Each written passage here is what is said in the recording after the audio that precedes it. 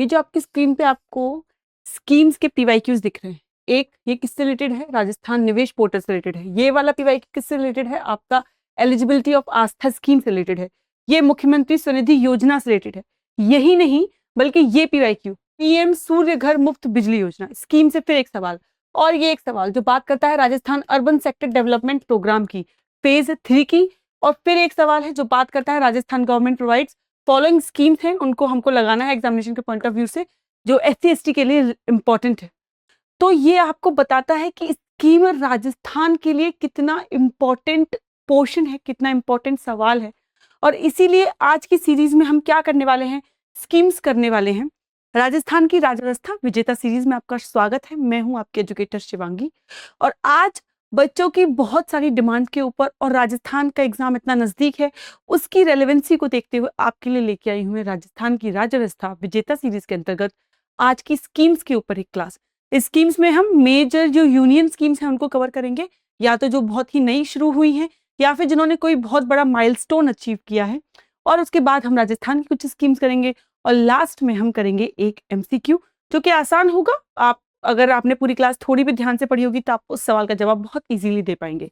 उस सवाल का जवाब आप कमेंट सेक्शन में जरूर दीजिएगा।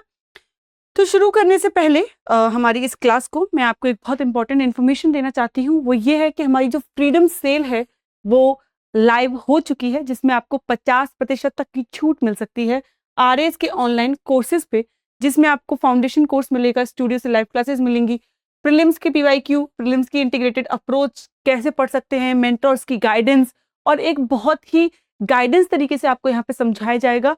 अगर आपके मन में कोई संकोच है, आपको कुछ समझ में नहीं आ रहा है, या किसी और कोर्स से रिलेटेड भी आपको कोई जानकारी चाहिए, तो आप बेझिझक इस नंबर पे कॉल कर सकते हैं जो है 8750187501। ठीक है, हम ये सारे कोर्सेज कंडक्ट कराते हैं, इन्हीं सभी कोर्सेज पे आपको क्या मिलेगी? 50% तक की छूट मिल सकती है। ठीक है, जैसा कि मैंने आपको बताया, आज हम राजस्थान की मेजर स्कीम्स और केंद्र की मेजर स्कीम्स और योजनाएं करने वाले हैं। इस क्लास में हमने ट्राई किया है हम ज्यादा से ज्यादा योजनाएं कवर कर सकें। अगर आपको ये क्लास अच्छी लगती है आप बता सकते हैं कमेंट सेक्शन में, पार्ट 2 कमेंट कर सकते हैं। हम एक और पार्ट बनाएंगे जिसमें वही मेजर स्कीम्स, उनके ऑब्जेक्टिव, उनकी बेनिफिशियरीज, किन के लिए वो बनाई गई है, उसके ऑब्जेक्टिव्स क्या हैं, कब शुरू हुई है, क्या लागत है, इन सब मेजर पॉइंट्स को हम कवर करेंगे। ठीक है, सबसे पहले आपको ये जानना जरूरी होगा कि आखिर स्कीम्स और योजनाएं किस तरीके से विभाजित होती हैं। कोई सेंट्रल स्पॉन्सर्ड स्कीम होती है, कोई सेंट्रल सेक्टर्ड स्कीम होती है, कोई फ्लैगशिप स्कीम होती है, और कोई होती है अम्ब्रेला स्कीम। क्या होता है इनमें अंतर, आइए देखते हैं। सबसे पहले बात करते हैं हम स्ट्रक्चर की, यानी योजनाओं के संरचना की, किस संरचना के आधार पर कोई योजना बनाई जाती है। सबसे पहले बात करते हैं हम फ्लैगशिप स्कीम की। फ्लैगशिप स्कीम क्या होती है? सरकार की सबसे महत्वपूर्ण और प्रमुख योजना होती है। ये वो योजना होती हैं जो सरकार अपने प्रमोशन के लिए या अपने आने वाले चुनाव में अगर वो जीत सके तो वो इन्हीं स्कीम्स का हवाला देकर लोगों को बताती हैं कि देखिए हमने कितनी बड़ी स्कीम शुरू की थी, और उनकी प्रमुख योजनाएं, मतलब वो सरकार की आइडेंटिटी बन जाती हैं, वो जो फ्लैगशिप स्कीम्स होती हैं। जैसे PM आवास योजना है, PM किसान सम्मान निधि है, और जल जीवन मिशन है। ठीक है, वहीं अम्ब्रेला स्कीम्स क्या होती है? एक बड़ी योजना होती है। अम्ब्रेला होता है, छाता होता है, तो एक बड़ी योजना होती है जिसके अंतर्गत कुछ छोटी छोटी योजनाएं शामिल की जाती हैं, तो इस एक बड़ी योजना को हम अम्ब्रेला स्कीम कहते हैं। जैसे कि मिशन शक्ति है, जिसमें क्या क्या शामिल है? हमारा वन स्टॉप सेंटर है, सखी है, और वुमेन हेल्पलाइन भी शामिल है, तो वो होगी आपकी अम्ब्रेला स्कीम। मिशन क्या होते हैं? स्कीम, मिशन और जो आपके प्रोग्राम, कैंपेन, इन सब में क्या अंतर होता है? तो मिशन क्या होते हैं? ये निर्धारित समय से एक विशिष्ट लक्ष्य प्राप्त करने के लिए स्टार्ट किए जाते हैं। मान लीजिए एक मिशन शुरू किया जाता है कि हमें 2028 तक जो विमेन एनरोलमेंट है स्कूल में पढ़ने के लिए, उसको इतना अचीव करना है, तो वो आपका एक मिशन हो जाता है। कौन कौन से मिशन है? जल जीवन मिशन है, नेशनल हेल्थ मिशन है, और क्लीन गंगा मिशन है। वहीं प्रोग्राम्स कौन से होते हैं? विस्तृत कार्यक्रम जिसमें कोई घटक शामिल होते हैं, मतलब डिफरेंट हमारे फैक्टर शामिल होते हैं, जैसे Rajasthan urban sector development programme, mid day meal programme, ये सब हमारे क्या है? प्रोग्राम्स हैं। वहीं कैंपेन्स और अभियान क्या होते हैं? ये होते हैं जन जागरूकता और जन भागीदारी को ध्यान में रख के बनाए जाते हैं। इनमें इक्वल पार्टिसिपेशन देखा जाता है, सरकार और जनता का साथ में मिलकर काम करते हैं। जैसे स्वच्छ भारत अभियान हो गया, सरकार तो कहती है कि कचरा मत करो, बट हम भी जो होते हैं इसमें शामिल होते हैं, हम ट्राई करते हैं कि हम जो कचरा है उसको सड़क पर ना डालें, तो हमारी भागीदारी इसमें दिखाई देती है। जैसे बेटी बचाओ और बेटी पढ़ाओ हो गया है ना, जैसे पोषण अभियान हो गया। और इनिशिएटिव क्या होता है? इनिशिएटिव होता है जब हम किसी चीज को इनिशिएट करते हैं, शुरू करते हैं, तो जब कोई नई शुरुआत करते हैं उसको हम इनिशिएटिव कहते हैं, जैसे डिजिटल इंडिया इनिशिएटिव था, ठीक है।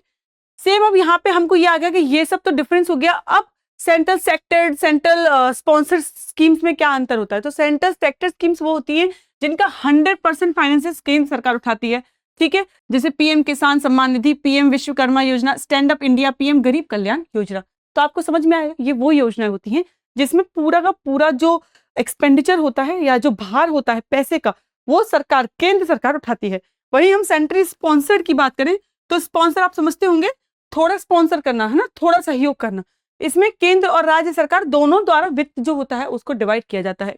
सम्मान हिस्सा कितना होता है? 60-40 होता है। कुछ मामलों में 90 और 100 देखने को भी मिलता है। ये हमको कुछ यूटीज में, कुछ स्टेट्स में देखने को मिलता है, ठीक है। और कुछ होते हैं जहाँ पे हमको 100% केंद्र के द्वारा भी देखने के लिए मिलता है, जैसे जल जीवन मिशन, ठीक है। ऐसा नहीं होगा कि जल जीवन मिशन में हर एक स्टेट में जो होगा सेम ही डिवीजन होगा, वो रिक्वायर होता है कि क्या वो स्टेट उतना हिस्सा उठा सकता है, खर्च उठा सकता है कि नहीं उठा सकता है।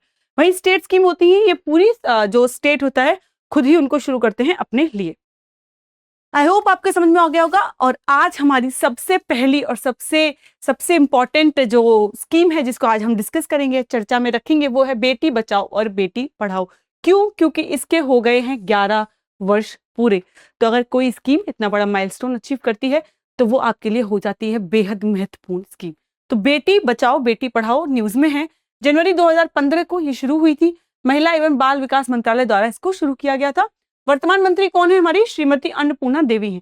तो आप देख सकते हैं अन्नपूर्णा बेटी बचाओ है ना, कहते हैं कि जो लड़कियां होती हैं वो कौन, अन्नपूर्णा देवी का प्रतीक मानते हैं उनको। तो अन्नपूर्णा देवी हमारी वर्तमान की मंत्री हैं। मिशन शक्ति संबल का घटक इसमें, इसके अंतर्गत इसको देखते हैं। 100% केंद्रीय ये स्पॉन्सर्ड है, जैसे कि मैंने आपको लास्ट टाइम बताया था। तो अगर मैं अभी आपको बताऊंगी कि 100% है, सेंट्रल सेक्टर है, स्पॉन्सर्ड है, तो आपको कंफ्यूजन नहीं होगा। क्या क्या उद्देश्य है, ऑब्जेक्टिव्स क्या है, क्यों इस स्कीम को शुरू किया गया था? लिंग आधारित भ्रूण चयन को रोकना इस स्कीम का उद्देश्य था। बालिकाओं का अस्तित्व, सुरक्षा एवं शिक्षा को सुनिश्चित करना, ये कि बच्चे पढ़ सकें और जो लड़कियां हैं सिर्फ उनकी जेंडर इक्वलिटी ना हो, वो समान जेंडर में पैदा ना हो, सेक्शुअल से सिर्फ इक्वल ना हो, बल्कि उनकी जो इनरोलमेंट रेशियो है स्कूल्स में वो भी इक्वल हो। जन्म के समय लिंगानुपात में सुधार, ये भी इसका ऑब्जेक्टिव है। बालिकाओं को माध्यमिक शिक्षा में नामांकन बढ़ाना एवं उनका ड्रॉप आउट घटाना। ऐसा कि आपको देखने को मिलता होगा कि लड़कियां बेशक पढ़ाई करने के लिए स्कूल जाती हैं, बट एक उम्र के और एक कक्षा में आने के बाद उनके हमको ड्रॉप आउट देखने को मिलते हैं। ड्रॉप आउट का मतलब स्कूल छोड़ देना। तो ये हमको 10th क्लास में या 12th क्लास में बहुत सारी लड़कियां होती हैं, धीरे धीरे कम होती चली जाती हैं। इसको 2026 में योजना को कितने 11 वर्ष पूरे हो चुके हैं, ठीक है। अब हम आगे बढ़ेंगे नेक्स्ट स्कीम की तरफ, जो है राहवीर योजना। तो ये राहवीर योजना है, ये स्कीम है तो पुरानी, बट मतलब राहवीर जो नाम है वो नया है। ये स्कीम एक पुरानी स्कीम थी, इसको रीपैकेजिंग करके अब दोबारा लाया गया है। ये उन लोगों के लिए है राहवीर योजना, जैसे कि आप जाते हैं रोड पे और आपको कोई एक्सीडेंट होता हुआ नजर आता है, तो कुछ लोग आगे बढ़ जाते हैं ये सोच के कि कौन इस चक्कर में पड़ेगा, पुलिस के चक्कर काटने पड़ेंगे। ये जो डर है कानून का जो लोगों के अंदर है, जिसमें वो किसी की चाहकर भी हेल्प नहीं कर पाते हैं, तो उसके लिए लाई गई है राहवीर योजना, ताकि जो एक्सीडेंटल डेथ्स हैं उनको कम किया जा सके, जो आसपास के जो लोग हैं उनकी मदद से। क्या है राहवीर स्कीम? 21 अप्रैल 2025 को इसकी रिवाइज्ड गाइडलाइंस आई हैं। सड़क परिवहन एवं राजमार्ग मंत्रालय द्वारा इसको निकाला गया है और नितिन जो गडकरी हैं वो इनके मंत्री हैं। पूर्व नाम इसका क्या था? गुड समैरिटन स्कीम, ठीक है। इसी को रीपैकेजिंग करके दोबारा लाया गया है। 25,000 प्रति पात्र घटना के लिए दिए जाएंगे। गंभीर सड़क दुर्घटना पीड़ित को गोल्डन आर, गोल्डन क्या आर क्या होता है? गोल्डन आर वो समय होता है जब बिल्कुल एक्सीडेंट हुआ ही होता है और तभी आप उस जो घायल व्यक्ति है उसको अगर अस्पताल पहुंचा देते हैं तो उसके बचाने की संभावना है काफी बढ़ जाती है। तो उसको गोल्डन आवर में अगर आप व्यक्ति को अस्पताल पहुंचा देते हैं, अस्पताल पहुंचाने वाले को, मददगार को प्रोत्साहन सरकार देगी। तो मतलब इसको एंकरेज करने के लिए कि आप डरे नहीं बल्कि एक काम करें। गुड समैरिटन को कानूनी संरक्षण प्राप्त है। 25,000 नकद पुरस्कार प्लस जो एक सर्टिफिकेट आपको वो देंगे। राष्ट्रीय स्तर पर 10 उत्कृष्ट राहवीर को 1 लाख पुरस्कार दिया जाएगा, ठीक है। अगर कोई बहुत बड़ा अच्छा काम करता है तो उसको 1 लाख पुरस्कार तक दिया जा सकता है। अब हम बात करते हैं किसकी? प्रधानमंत्री किसान सम्मान निधि की, यानी पीएम किसान स्कीम की। अब इसको क्यों पढ़ रहे हैं? ये तो पुरानी स्कीम है। क्यों? क्योंकि इसके हो चुके हैं पूरे 6 वर्ष पूरे। इसके साथ साथ इसकी अभी हाल फिलहाल में 23वीं जो किश्त है उसका न्यूज में थी। 23वीं किश्त कब भरी गई थी? 20 जून को, ठीक है। 20 इंस्टॉलमेंट कब करी गई थी? 2 अगस्त को, ठीक है। ये 25 है, ठीक है।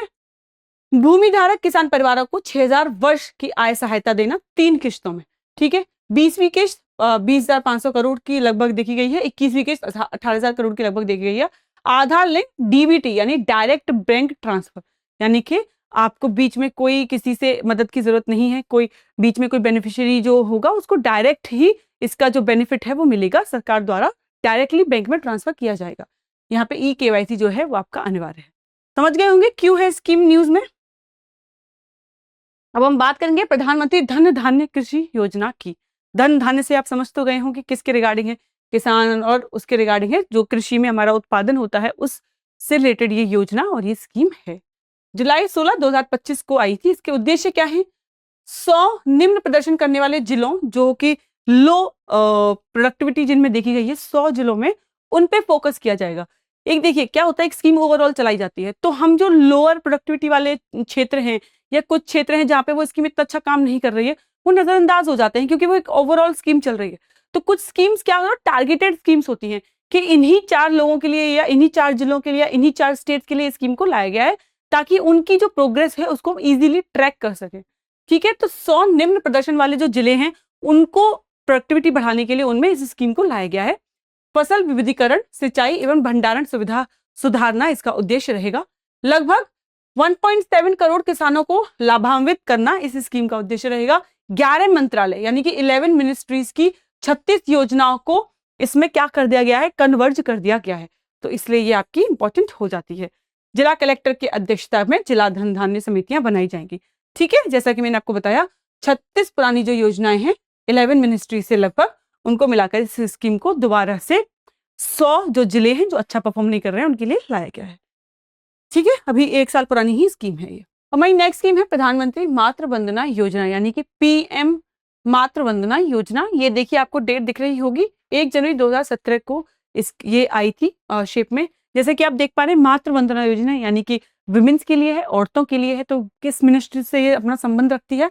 Ministry of women and child development से। और जैसा कि मैं आपको पीछे बता चुकी हूँ इसकी मिनिस्ट्री की जो मिनिस्टर कौन है या इसको कौन देखती है अन्नपूर्णा देवी, जैसा कि हम डिस्कस कर चुके हैं।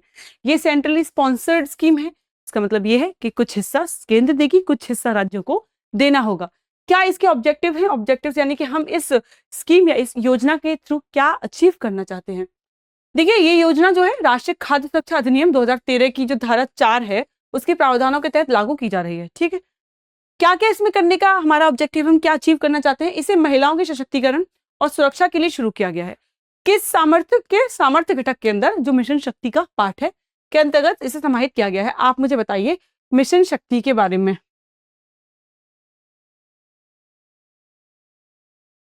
कितने घटक हैं इसमें, आप मुझे बताइए।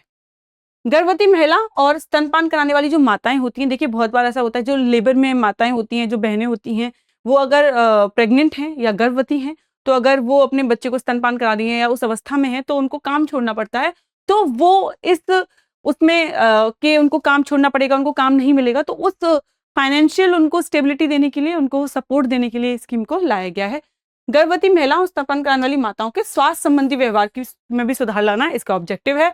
और कुपोषण तथा स्वास्थ्य संबंधी कमियों को दूर करना भी इसका लाइक कि उनको माल न्यूट्रिशन ना हो जाए, ठीक है। क्योंकि अगर वो गरीब तबके से आती हैं तो अगर अभी जस्ट वो गर्भवती हैं, स्तनपान करा रही हैं तो कहीं उनको कोई बीमारियां ना हो जाए।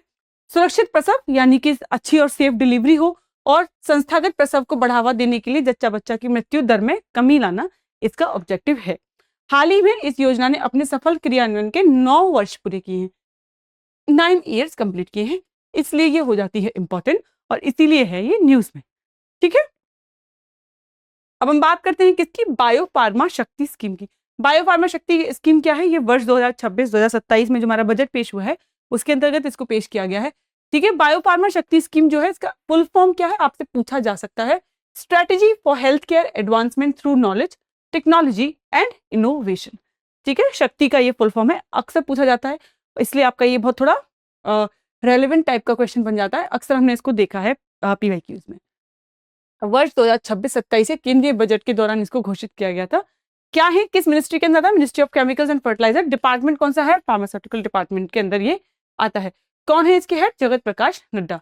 फार्मास्यूटिकल्स विभाग, केंद्रीय औषधि मानक नियंत्रण संगठन CDSCO, भारतीय आयुर्विज्ञान अनुसंधान परिषद एवं अन्य जो भी संस्थाएं हैं उन्होंने मिलकर इसको बनाया है। ये एक सेंट्रल सेक्टेड स्कीम है। इसका मतलब आप समझ गए होंगे, सेक्टेड है तो मतलब आपको पता होगा, मैंने आपको पिछली स्लाइड में बता दिया है। इस योजना की घोषणा जो की गई है वो क्यों की गई है? ताकि बायोलॉजिक्स और बायो क्या सिमिलर जो घरेलू उत्पादन है उनको बढ़ावा देने के लिए की गई है। इसके साथ साथ जो जेनेरिक दवाएं हैं उनके उत्पादन को आगे ले जाकर उच्च मूल्य वाले बायो फार्मास्यूटिकल्स के वैश्विक विनिर्माण को केंद्र बनाने की बात भी इस स्कीम के थ्रू ही की गई है। ये इसके साथ साथ कैंसर, मधुमेह यानी डायबिटीज और ऑटो इम्यून विकारों और गैर संचारी जो बीमारियां, जो NCDs, जो हमारी डिजीज होती है, उनके बढ़ते बोझ को निपटाना है, उनको खत्म करना इसका ऑब्जेक्टिव है। ठीक है, यही इसमें इंपॉर्टेंट बात थी, क्योंकि ये न्यूज में है, अभी हाल फिलहाल इसी साल इसको देखा गया है, इसलिए आपके लिए इंपॉर्टेंट हो जाती है। बट इस न्यूज से सिर्फ शक्ति का जो फुल फॉर्म है ये आपसे पूछ सकते हैं, और मेजर एक ऑब्जेक्टिव आपसे इससे पूछ सकते हैं कि ये मोटा मोटा किस चीज पर काम करना चाहती है। बात करते हैं प्रधानमंत्री जन धन योजना की, जिसको हो चुके हैं 11 वर्ष पूरे। ठीक है, इसीलिए ये न्यूज में इसलिए मान लिया इंपॉर्टेंट है इसको जानना। 11वीं वर्षगांठ इसकी देखने को मिल रही है हमें 28 अगस्त 2025 को। सार्वभौमिक वित्तीय समावेशन यानी बैंक रहित को बैंकिंग सुविधा देना का मतलब क्या है? कि हर इंसान जो जिसके पास भी बैंक का खाता नहीं है उसको बैंकिंग सुविधा देना इस स्कीम के अंतर्गत आता है। क्योंकि अगर कुछ भी आपको फायदा पहुंचाना है किसी स्कीम के अंतर्गत, आपको उनको पैसे पहुंचाने हैं डायरेक्ट बैंक ट्रांसफर के थ्रू, बैंक अकाउंट ही नहीं होगा तो पैसे कैसे जाएंगे? इसलिए ये एक फर्स्ट स्टेप की तरह काम करता है।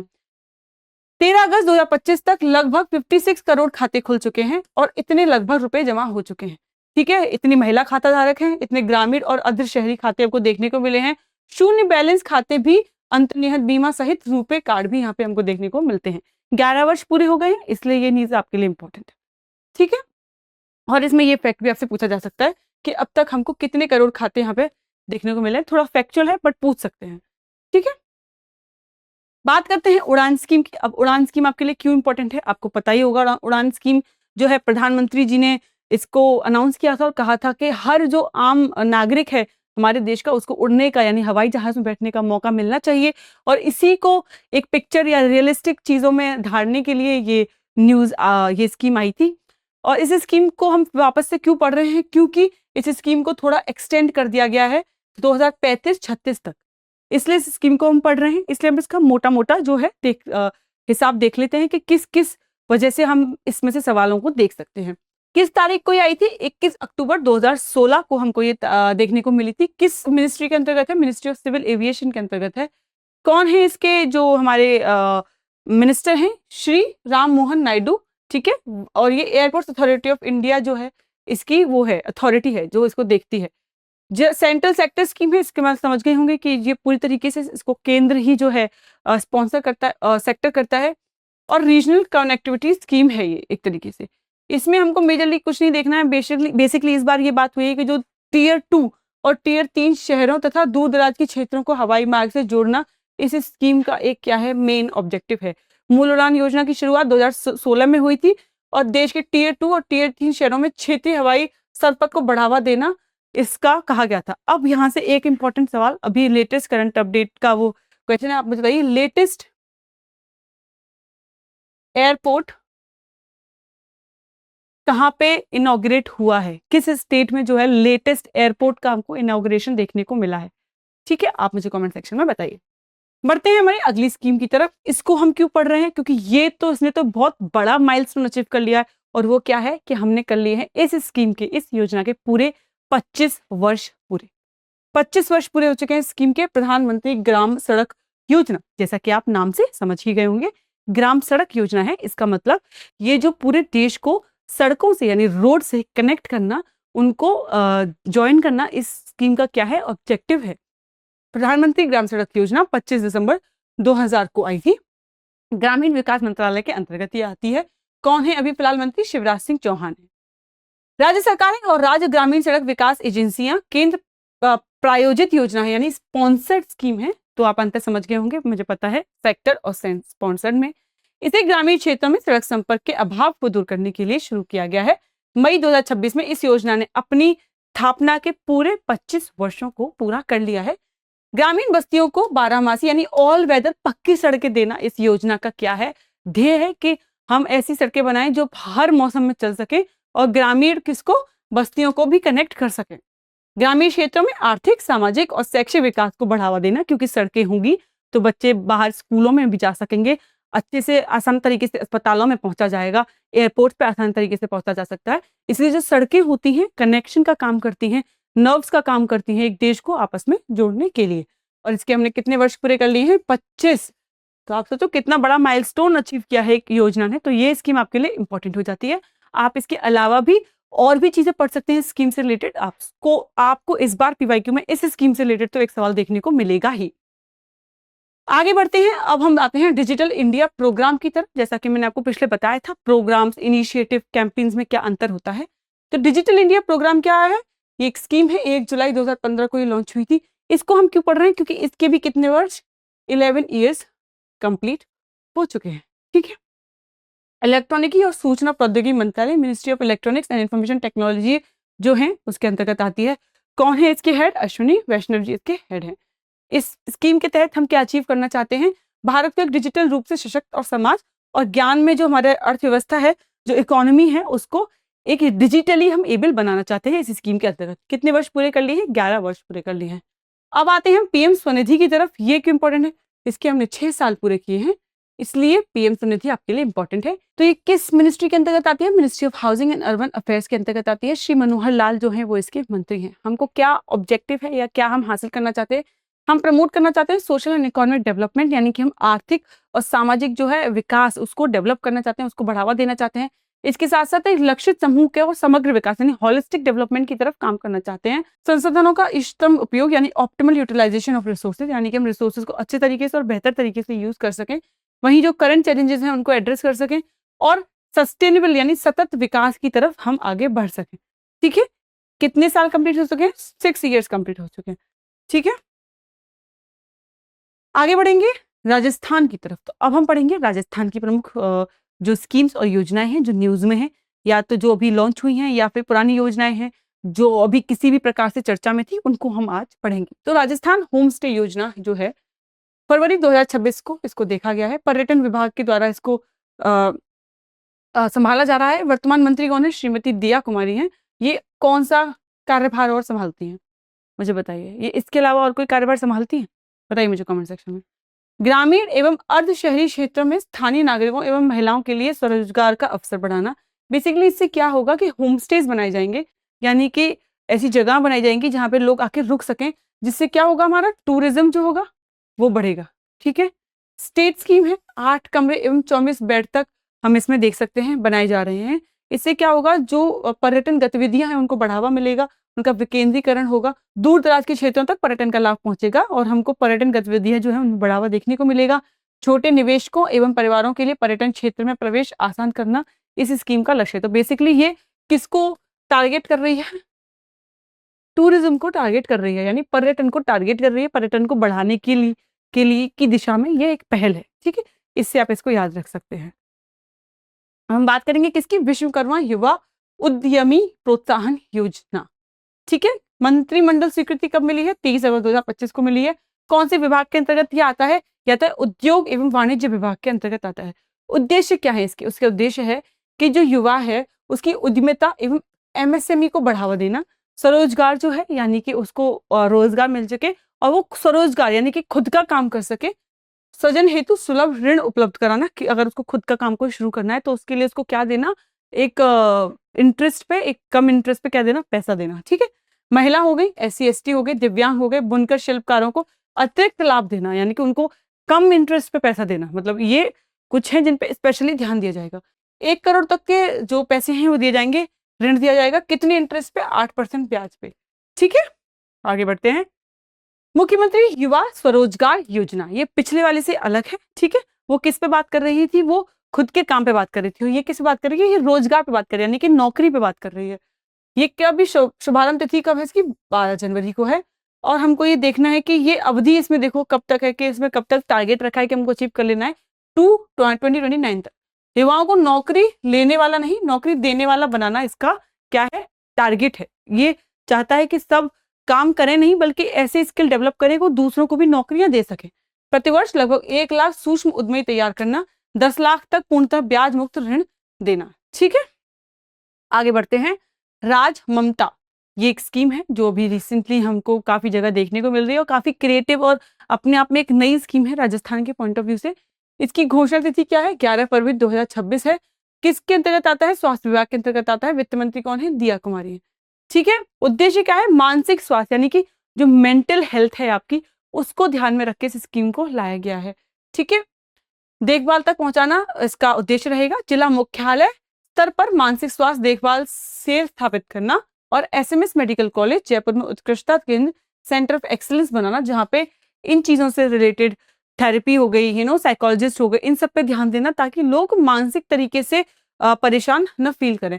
आत्महत्या एवं नशा प्रवृत्ति की रोकथाम पर केंद्र करना, तो यानी कि ये उन लोगों के लिए भी काम करेगा जो नशा करते हैं, तो नशा मुक्त बनाना किसको? राजस्थान को इस स्कीम का काम रहेगा। तो ये वो कुछ स्कीम्स हैं जो न्यूज में थी। इसके अलावा भी और भी स्कीम्स हैं जो न्यूज में रही हैं। आपके एग्जाम पीओवी से आपके लिए इंपॉर्टेंट है। आप अगर चाहते हैं हम के लिए एक और वीडियो लेके आए तो आप कमेंट सेक्शन में लिख सकते हैं। पार्ट 2 मैं आपके लिए फिर से राजस्थान के ही स्कीम्स लेके आऊंगी, ताकि क्योंकि आपका आरएएस का एग्जाम आ रहा है और आपको जैसा मैं दिखा चुकी थी कितने सारे प्रश्न राजस्थान में पूछे जाते हैं स्कीम्स और योजनाओं से रिलेटेड। तो ये क्लास आपके लिए एक वन स्टॉप सोल्यूशन है, जहां से आपके 2 से 3 नंबर पक्के हैं। इसके बाद में लास्ट में एक सवाल है आपके लिए जो आप कीजिए, उसके बाद में मुझे कमेंट सेक्शन में आप जवाब दीजिए, क्योंकि इससे पता चलेगा कि आपने कितनी ध्यान से इस पूरी क्लास को देखा है। निम्नलिखित में से किस योजना का मुख्य उद्देश्य ग्रामीण बस्तियों को 12 मासी यानी ऑल वेदर पक्की सड़कों से जोड़ना है? बहुत आसान सवाल है, हम अभी पीछे ही पढ़ चुके हैं। प्रधानमंत्री ग्राम सड़क योजना, प्रधानमंत्री जनधन योजना, प्रधानमंत्री स्वनिधि योजना या उड़ान योजना? ठीक है, बताइए क्या है आपका जवाब? ए, बी, सी या डी कमेंट सेक्शन में लिखिए। अगर आप चाहते हैं एक और स्कीम की क्लास हो तो वो भी आप कमेंट सेक्शन में बता सकते हैं। ठीक है, इसी के साथ दृष्टि आय के साथ जुड़े रहिए अपनी संपूर्ण और बेहतर तैयारी के लिए। धन्यवाद। अब एग्जाम की तैयारी को और बेहतर करने के लिए हमारे चैनल को लाइक, शेयर और सब्सक्राइब करना ना भूलें।